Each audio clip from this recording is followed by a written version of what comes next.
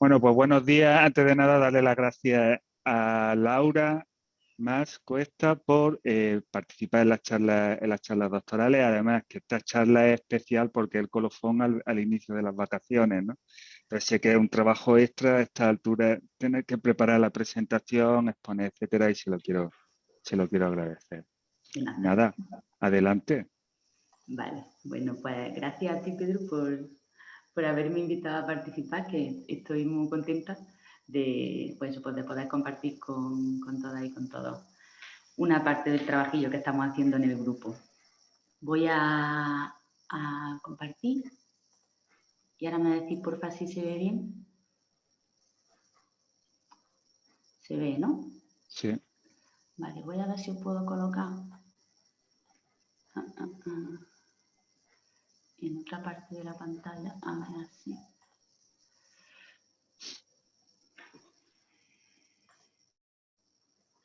Vale. Estupendo. A ver si consigo esto. ¿Cómo era? Para poneros por aquí arriba. Ah, vale, ya lo tengo. Para poneros más chiquitillo. Vale, bueno, pues con el permiso de Pedro he utilizado el cartelillo que me ha hecho para la charla, que lo vi y me encantó. Así que muchas gracias, Pedro, también, porque ha quedado súper chulo. Y digo, bueno, pues voy a usarlo.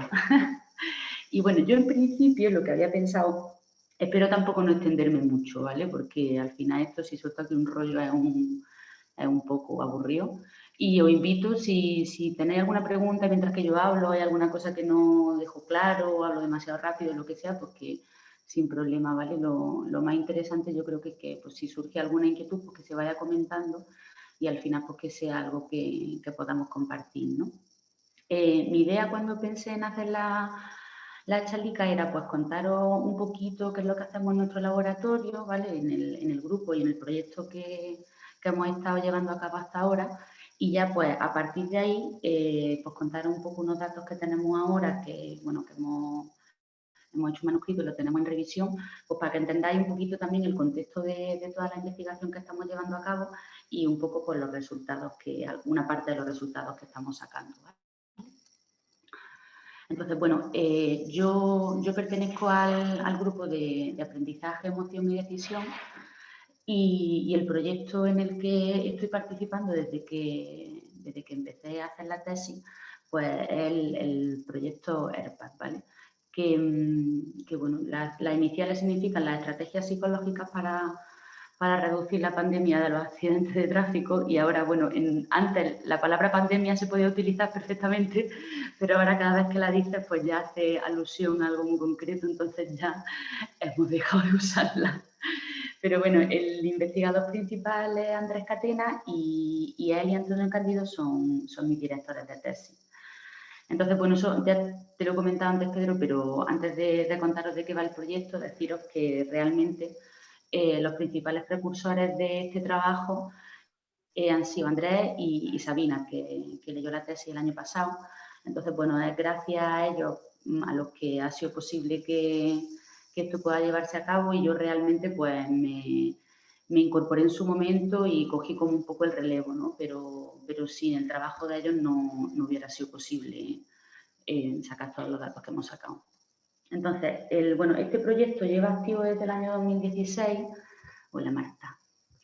Se empezaron a reclutar participantes y, bueno, a pasar los participantes desde el 2017 y ahora, pues, a finales de curso ya este mes ya vamos a cerrar la muestra. En un primer momento, pues, se hizo un cuestionario online sobre hábitos de conducción que se difundió por distintas plataformas a través del correo de la UGR y de otros canales de comunicación. Y también se fue a autoescuelas para reclutar a personas que estaban haciendo un curso de recuperación de puntos, de recuperación del carnet por puntos. Entonces, en total, hemos evaluado a 162 personas y a todas ellas pues, se le ha hecho una evaluación pre. Después, a un grupo se le hizo una intervención basada en mindfulness en un centro de aquí de Granada que se llama Presentia. Y bueno, la intervención está basada en la intervención más estandarizada que se ha hecho a nivel de investigación, que es la intervención para reducir el estrés basada en mindfulness, que es de Kabat-Zinn. Y esta tiene 8 sesiones, lo que pasa es que en nuestro caso, por cuestiones de disponibilidad de los participantes, hablo de ellos porque la mayoría son hombres, ¿vale? En temas de conducción y de riesgo, pues casi siempre hay más hombres que mujeres. Se redujo la intervención a 5 semanas y se ampliaron la hora. Entonces, al final, hicieron como 15 horas, que es más o menos lo que hace el otro programa también. Y bueno, no me atende mucho en qué consiste la intervención, pero se entrena mucho la atención plena, la respiración consciente, el escaneo corporal, se combina también con las prácticas de meditación con prácticas de yoga, se hace un poco de reestructuración cognitiva también. Y otra parte del grupo hizo un entrenamiento en multitasking, que eso lo hicieron en el simulador que tenemos en el laboratorio, que ahora lo voy a enseñar, y también fue durante 5 semanas, tenían que venir una vez a la semana, y iban conduciendo por diferentes circuitos en la moto, y a la vez que conducían, pues tenían que ir respondiendo a distintos estímulos que salían en la pantalla. En cada sesión los estímulos eran distintos y se acompañaban con distractores, entonces pues consistía en que intentaran conducir sin tener accidentes y además respondieran de manera apropiada a los estímulos que les solicitábamos. Y otra parte de la muestra pues no hizo ningún tratamiento. Luego se hizo una evaluación post y después de la evaluación post, a los 6 meses se hizo otra evaluación de seguimiento y a los 12 meses otra evaluación de seguimiento. Entonces, todas las evaluaciones seguían el mismo protocolo y se hacía siempre exactamente igual, ¿vale? Entonces voy a intentar contároslo resumidamente y si hay algo que no me explico bien, pues me preguntáis, por favor. Bueno, las personas venían al laboratorio y se les pasaba una batería con un montón de cuestionarios, son 14. Entonces, ¿se ve el puntero? Sí, ¿no? Vale, entonces, pues, uno de los cuestionarios que pasamos es uno de sensibilidad a la recompensa y castigo, hay otro de resiliencia, otro de transgresiones morales, de agresión, de autoestima, estos son de autorregulación emocional, hay también 2 que miden comportamiento de riesgo, otros 2 que miden otros 2 que miden el estado de mindfulness y después 3 que evalúan diferentes componentes de la impulsividad. Aparte de los cuestionarios, pues bajaban a la red que tenemos aquí en el CINCI y bueno, se les sacaban secuencias estructurales y funcionales a la vez que hacían pues 3 tareas comportamentales. La BART es una tarea de laboratorio que mide el comportamiento de riesgo, que se ha estudiado y se ha validado en un montón de estudios, y es una que tienen un globito. Entonces aparece en la pantalla un globo que tienen que ir inflando, cada vez que lo inflan van ganando puntos y de manera aleatoria el globo se explota, ¿no? Entonces, pues en función de cómo se comportan, se puede ver si las personas son más o menos arriesgadas. Después también tenemos una tarea de Go No Go, que esto es de impulsividad motora. Entonces tiene 2 partes. En una tienen que responder a un tipo de estímulo y no responder cuando aparece otro. Y en la otra parte de la tarea al revés. Responden al estímulo que previamente no habían respondido y dejan de responder al que sí habían respondido previamente. Y después también tenemos una tarea que es de decisión y evaluación, que esta se puso porque hay algunas teorías de la toma de decisiones que lo que dicen es que cuando una persona se enfrenta a tomar una decisión en función del estímulo ante el que tenga que responder, se puede activar una vía más analítica o racional o una vía más intuitiva o más experiencial, ¿no? Entonces nosotros le presentamos imágenes que representan situaciones de tráfico y en una parte ellos tenían y ellas tenían que decidir si ante esas situaciones ellos frenarían o no frenarían y en la otra parte tienen que decidir si esas situaciones para ellos son arriesgadas o no lo son. Entonces en una parte es simplemente tomar la decisión y en la otra parte tienen que evaluar si hay un componente de riesgo o no. ¿Qué más? Y después también lo que hacíamos en el laboratorio, pues le ponemos el gorrico de G y los ponemos a conducir en la moto. Los participantes hacen 3 circuitos uno de día, otro de noche y otro de montaña, en los que aparecen diferentes situaciones de riesgo que ellos tienen que solventar de alguna manera, ¿no? Después aparecen peatones, semáforos en rojo, límites de velocidad, ¿no? Y se mira diferentes parámetros de la conducción para determinar si esas personas pues, conducen de manera arriesgada o no conducen de manera arriesgada. Y ya por último, también con el gorro de G se le hacía una tarea que es de no igualación a la muestra, que lo que mide es pues, la memoria operativa, ¿no? La working memory. Que bueno, esta tarea es un poco rollo, la verdad, es la más aburrida para todos. Y ya está, pues no voy a contar tampoco en qué consiste, pero es que aparecen una serie de estímulos y al final pues tienen que responder al que no han visto previamente. A destacar del protocolo que todas las tareas están contrabalanceadas, ¿vale? En un principio, bueno, dentro de la resonancia, en función del participante, se hacía primero una u otra y las diferentes partes de las tareas también lo están. Los 3 circuitos del simulador también están contrabalanceados y el orden de la resonancia o del gordito del electroencefalograma, pues también estaban contrabalanceados, ¿vale? Entonces, bueno, eso pues, para evitar que el orden de las tareas interfiera en los resultados. ¿Por ahora todo claro? ¿Más o menos? Vale. Sí. Pues después de, bueno, si os habéis dado cuenta, al final es un montón de cosas lo que le evaluábamos, ¿no? Yo con los participantes, yo y todas las personas que han colaborado en esta investigación, pues no es lo mismo la primera vez que venían que la última, pero al final, más que menos, casi siempre estamos casi 3 horas y media o 4 horas con ellos y con ellas. Entonces, bueno, pues da tiempo a conocerse y a contarse un poco la vida.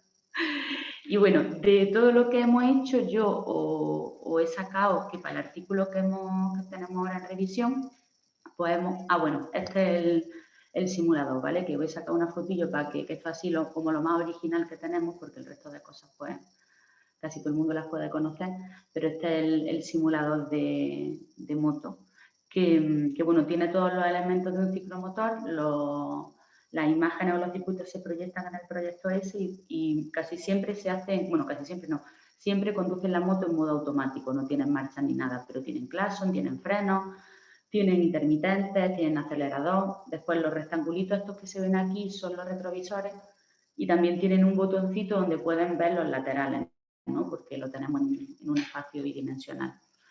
Yo en un principio, cuando no había visto otros simuladores, me pensaba que este era genial y luego pues te das cuenta de que siempre hay algo mejor, ¿no? Pero bueno, lo que tenemos es lo que hay y al final pues ha sido bastante útil. Entonces, como os decía, nosotros para el estudio que os voy a contar así por encimilla, hemos utilizado las puntuaciones del cuestionario de sensibilidad a las recompensas y castigos y del MCQ. El MCQ es un tipo de tarea de delay discounting que lo que mira es las recompensas demoradas. Entonces, básicamente es un cuestionario donde te preguntan ¿qué prefieres, 1 euro ahora o 4 euros dentro de 4 días? ¿Prefieres 3 euros mañana o 5 euros dentro de 2 semanas? ¿No? Entonces, lo que se mide aquí es como, bueno, con un parámetro K se ve cómo las personas son capaces de demorar la obtención de la recompensa o no. Y eso se ha visto que es una medida de impulsividad. Y el SPSRQ lo que mide es la sensibilidad a los castigos y la sensibilidad a la recompensa. Es decir, cómo las personas modulan su comportamiento en función de si son más sensibles a recibir recompensa o a evitar castigos.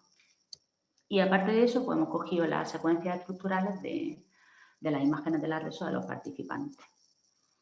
Entonces, es que aquí, vamos a ver, eso. En función de eso, nosotros lo que nos preguntamos es, ¿hay una base neuroanatómica de la conducción arriesgada? Es decir, ¿se puede establecer diferencias entre las personas en función de si conducen de manera más o menos arriesgada o no? Y si es así, también estábamos interesados en ver si el nivel de riesgo influye en cómo se relaciona la estructura cerebral con algunos rasgos de personalidad, en este caso con la impulsividad y con la sensibilidad a la recompensa y castigo. Entonces, para ello tuvimos a 144 participantes que los clasificamos en función del número de puntos que habían perdido del carnet de conducir, si habían asistido a cursos de recuperación de puntos, si tenían multas por infracción de tráfico o si solían conducir por encima del 20% del límite de velocidad. Es decir, utilizábamos sus patrones de conducción reales para hacer 3 grupos. Hicimos un grupo de personas no arriesgadas, otro grupo con un nivel de riesgo medio y otro grupo con un nivel de riesgo alto. Como ya he dicho también, pues utilizamos las imágenes estructurales del cerebro y las puntuaciones de los cuestionarios y, bueno, pues obtuvimos los volúmenes de materia gris para hacer la comparación entre grupos y también utilizamos una de las de parcelación anatómica para obtener los clústeres que eran de interés que resultaban significativos. Y también pues usamos un coeficiente de correlación parcial para relacionar el volumen de materia gris de distintas estructuras con las puntuaciones de los cuestionarios que os he comentado. Bueno, ahora, los resultados pues, son un poco rollo. Vamos a intentar extraer las cosas así que quizás puedan interesar un poco más, a ver si yo me consigo explicar. De esta tabla, lo que podemos extraer principal es que vemos que existen diferencias en el volumen de materia gris total entre los conductores no arriesgados y los conductores que tienen un nivel de riesgo alto. Entonces, lo que se puede extraer de aquí es que parece que existe una tendencia a que cuanto menos volumen de materia gris presentan los participantes, su propensión al riesgo en situaciones de conducción es mayor. Y otra cosa curiosa que sacamos aquí es que vemos que no existen diferencias en las puntuaciones de los cuestionarios entre los grupos. Después, claro, nosotros para hacer las comparaciones entre los grupos siempre hacemos contrastes de 2 en 2, ¿no? Entonces, como tenemos 3 grupos, pues comparamos el volumen de materia gris del grupo no arriesgado con el de medio riesgo, el de medio con el de alto y el de no riesgo con el de alto. Entonces, vimos que en todas las comparaciones, las personas de cada comparación con un nivel de riesgo menor presentaban más volumen de materia gris que aquellos que tenían un nivel de riesgo más alto. O al revés, los del nivel de riesgo más alto presentaban menos volumen de materia gris que los que tenían un nivel de riesgo más bajo. Y esto lo vemos pues en estructuras parietales, también temporales, cerebelosas, frontales y de los ganglios basales. ¿Vale? Esto es lo que sale aquí en esta gráfica. Y luego esta es otra gráfica, otra tabla del demonio, que a ver si yo también consigo explicarla. Aquí lo que hacemos es correlacionar las puntuaciones de los cuestionarios. Vamos a ver. Los cuestionarios los tenéis aquí, ¿vale? Esto es la preferencia por las recompensas inmediatas, que esto se ve con el MCQ, la sensibilidad al castigo y la sensibilidad al refuerzo. Entonces, correlacionamos las puntuaciones de los cuestionarios con el volumen de materia gris de las áreas cerebrales de 116 estructuras para cada grupo. Y luego esa correlación la comparamos entre los grupos y vemos si existen diferencias significativas entre un grupo y otro, ¿vale? El R1 es la correlación del cuestionario con la estructura cerebral para el grupo de no arriesgados, el R2 para el grupo de medio riesgo y así en todas, ¿vale? Vamos a ponerlo con un ejemplo más gráfico para que se vea un poquito más. Aquí lo de verde, ¿no? Representa la correlación entre la preferencia por refuerzo inmediato y el volumen de materia gris del núcleo accumbens, que vemos que para el grupo de no arriesgado existe una correlación negativa entre la puntuación del cuestionario y la estructura, es decir, cuanto más preferencia por refuerzos inmediatos tengan, menos volumen de materia gris se presenta en el núcleo accumbens, pero solamente cuando el riesgo no está presente. Si ya el riesgo está presente, es decir, los participantes pertenecen a un grupo de conductores arriesgados, en este caso esa relación se invierte, es decir, de negativa pasa a positiva. Esto lo vemos aquí. Y si comparamos el grupo de no arriesgados con el de alto riesgo, vemos que para el de no arriesgados la correlación es la misma y para el grupo de alto riesgo la correlación desaparece, ¿vale? Y luego, es que con el puntero no puedo pasarlo bien, ahí.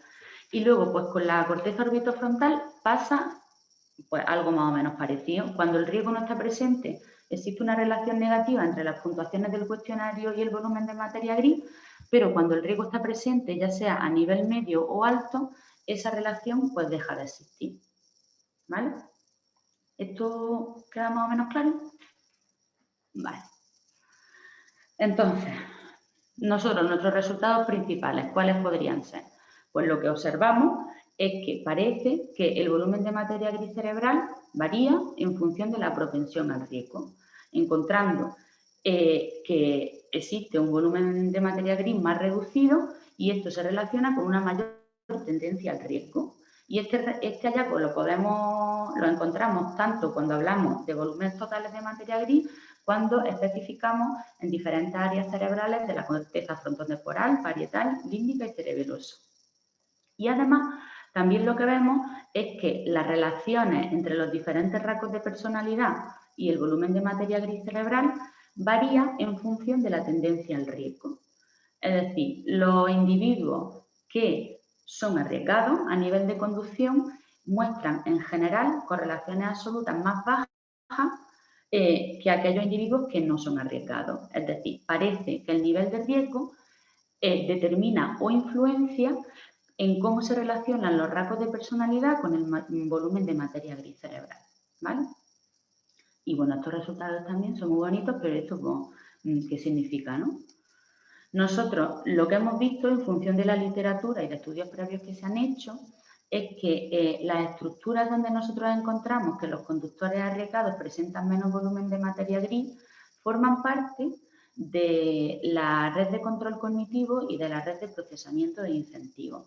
Y además, estas redes también, o forman parte de estas redes, estructuras que normalmente se relacionan con ciertos rasgos de personalidad, como por ejemplo la impulsividad, que es lo que hemos visto ahora, pero eso solamente pasa cuando el riesgo no está presente.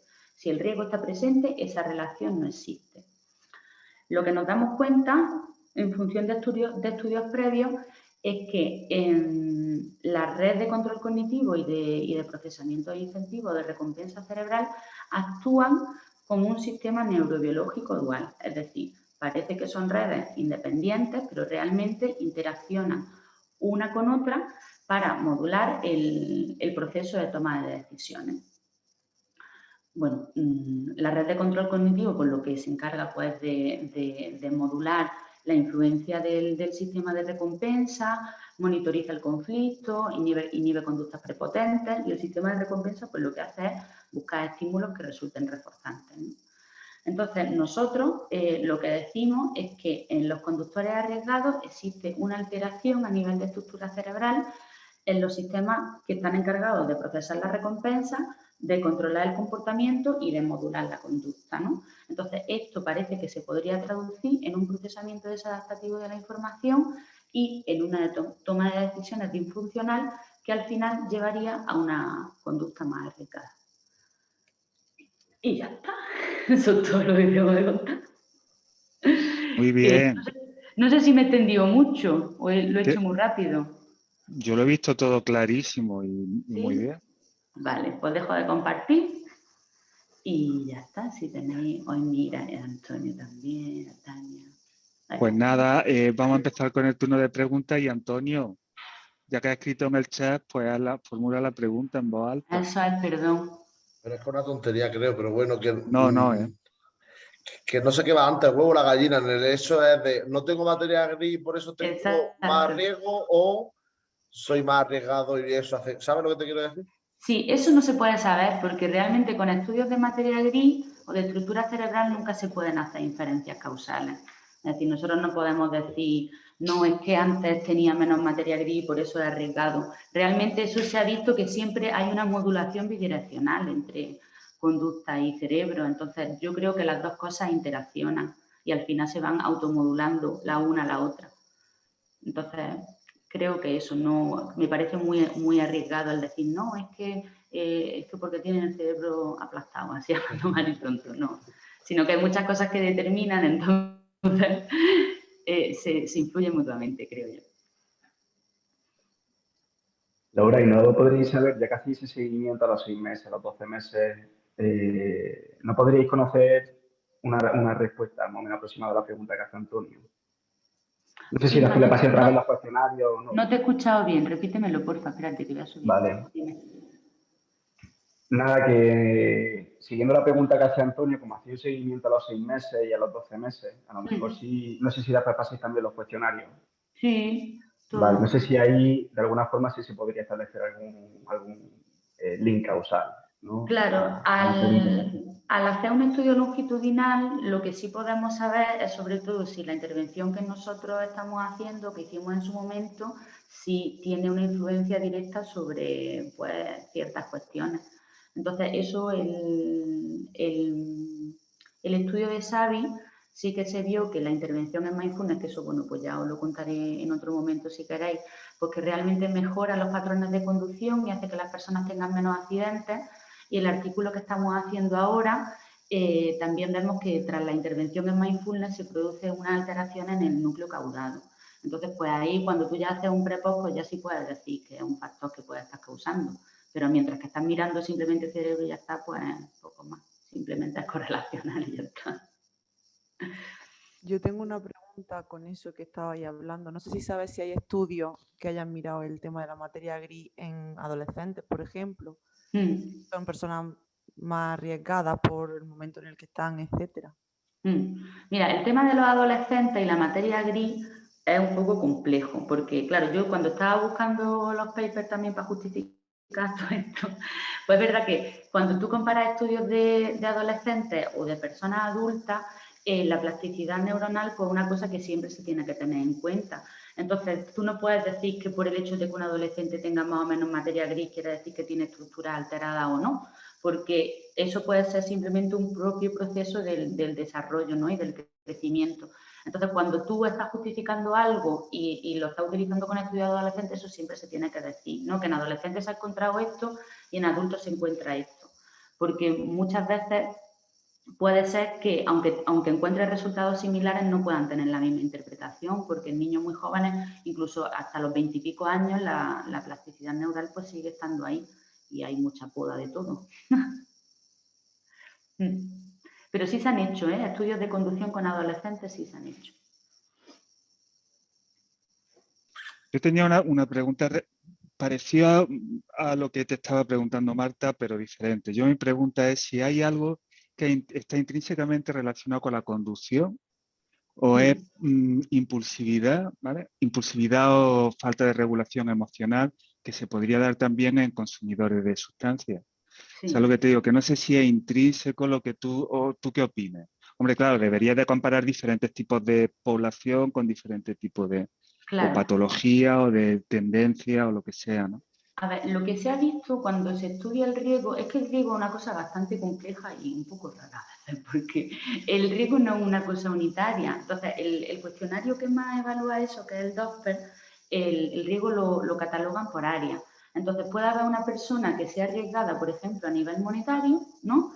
Que sea arriesgada con conductas sexuales, pero luego pues sea pues súper precavida en otros tipos de ámbitos de su vida. Entonces, no se puede decir que una persona cuando sea arriesgada lo sea arriesgada siempre, ¿no? Sino que se tiene que concretar muy mucho en qué tipo de aspecto está siendo arriesgado.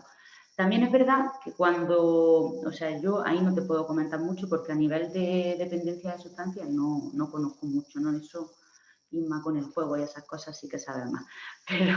Pero bueno, se ha visto que al final el tipo de procesamiento que se hace cuando una persona está teniendo conducta impulsiva o conducta de riesgo, pues es bastante parecido. Entonces, lo que se está intentando también estudiar es a ver si se pueden aislar ciertos factores que determinen que una persona comete riesgos. Y una de las cosas que también estuvimos mirando, porque el tema de la autorregulación emocional y de la impulsividad es de las cosas que más se está estudiando, ¿no? Pero en el estudio de Xavi, pues se vio, porque eso también a la hora de hacer intervenciones, pues se ve que la intervención en qué pone el foco, ¿no? ¿Qué es lo que está intentando arreglar para poder al final modificar de manera secundaria un comportamiento no adaptativo? Entonces, una de las características principales de la intervención en mindfulness, que es lo que hacemos nosotros, es que se supone que produce una mejor toma de decisiones porque ayuda a la persona a autorregularse más, ¿no? Y nosotros lo que vimos es que, aunque la intervención en mindfulness modificaba los patrones de conducción y hacía una conducción más funcional, cuando le pasábamos los cuestionarios de autorregulación emocional, no había una mejoría explícita. a nivel de autorregulación. Realmente la persona mejora, pero el cómo mejora o cuáles son los caminos por los que mejora es algo que todavía se tiene que ver. Y en nuestro estudio también vemos, lo que voy a enseñar ahora, que nosotros vemos diferencias a nivel de estructura cerebral, vemos que los rasgos de personalidad se relacionan de manera diferente con el cerebro, pero cuando vemos las puntuaciones de los cuestionarios vemos que en nuestro grupo no existe diferencia en los cuestionarios de impulsividad o de sensibilidad a recompensa y castigo. Entonces, es algo que yo creo que todavía falta mucho por estudiar, ¿no? Y creo que no se puede aislar un solo factor que determine que una persona se comporte de manera arriesgada o no. Vaya rollo, estoy soltando. Que va. Chulísimo. ¿Qué más cosas? Yo quiero hacer otra pregunta. No sé, se me ha quitado... ¿Me escucháis? Sí, te escucho. Creo que era yo que lo tenía abajo, Inma, perdona. Vale. Sí. Laura, ¿qué pasa cuando nos montamos en un coche? ¿Por qué cambiamos nuestra personalidad? ¿Por qué nos volvemos más agresivos, más violentos? Empezamos a insultar así por lo bajín cuando alguien se salta una norma. ¿Por qué aceleramos y nos enfadamos? ¿Qué pasa ahí? Yo no lo sé, pero es curioso qué pasa, ¿eh? Claro. Y hay gente como súper modosita que luego se monta en un coche y se vuelve Hulk. ¿Verdad? A mí también me pasa. Yo creo que nos sentimos más seguros, no sé, pero eso yo no lo estoy estudiando, esto me lo invento. Es curioso, lo de la conducción es curioso. En realidad no son conductas de riesgo, ¿no? Es desahogo. Desahogo. Claro, pero, o sea, eso a lo mejor nosotros que podemos conducir más o menos normal, pero claro, cuando hay personas que conducen a los Fast and Furious total, ¿eh? Y como sabemos todos, Laura, que las mujeres conducen peores que los hombres, ¿eso hace diferencias de género? No, no Antonio, las hacen. esto se está grabando, ¿eh? ¡Oh! ¡Qué broma! Que no soy nada machista, que esto es una broma entre Laura y yo. Nada, yo te corto, Antonio, para que no te cancelen, ¿eh? Vale. No pasa nada. A ver, nosotros, casi la mayoría de las personas que tenemos, sobre todo en el grupo de arriesgados, son hombres. Porque, claro, nuestra clasificación se hizo con personas que habían hecho cursos de recuperación de puntos y después también con un cuestionario online que se les pasaba con los hábitos de conducción. Entonces, dentro de eso casi todos eran estudiantes. Entonces, dentro de la muestra de estudiantes sí la tenemos más o menos compensada, pero dentro del grupo de arriesgados sí que tenemos más hombres que mujeres. Pero bueno, en las teorías del riesgo también se ve que en casi todos los ámbitos, en general, los hombres suelen ser más arriesgados que las mujeres, menos en algunos. Pero en conducción sí, hay más hombres que mujeres.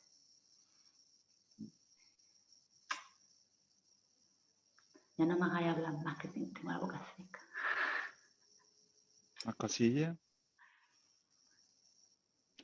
Pues nada, Laura, vamos a aplaudirte. Me ha gustado mucho el tema, tienes muchísimos datos con los que trabajar, así que te va a dar para tu tesis para otros 2 o 3 meses, seguro. Eso, si alguien se aburre de lo suyo, que venga. Y me ha gustado mucho el tema. Ya. Pues nada, lo vamos a dejar aquí. Es la última charla doctoral antes del verano. Que si no nos vemos, que no nos veremos, porque yo no subo, a menos que sea alguna reunión o algo así, no subo al FinFi. Pues que os deseo un feliz verano a todas y a todos, que descanséis, que hay que desconectar sí o sí. Y que si tenéis dudas de cosas de doctorado o de cualquier otra cosa que esté en mi mano, pues nada, preguntarme. ¿Qué paso estoy? Pues muchas Y nos gracias, vemos a la Pedro, vuelta en septiembre. Y gracias también a todas y a todos por venir a escucharme, hacerme preguntas, que soy los más apañados. Feliz verano. Feliz verano. Bye, bye. Feliz verano. Hasta luego.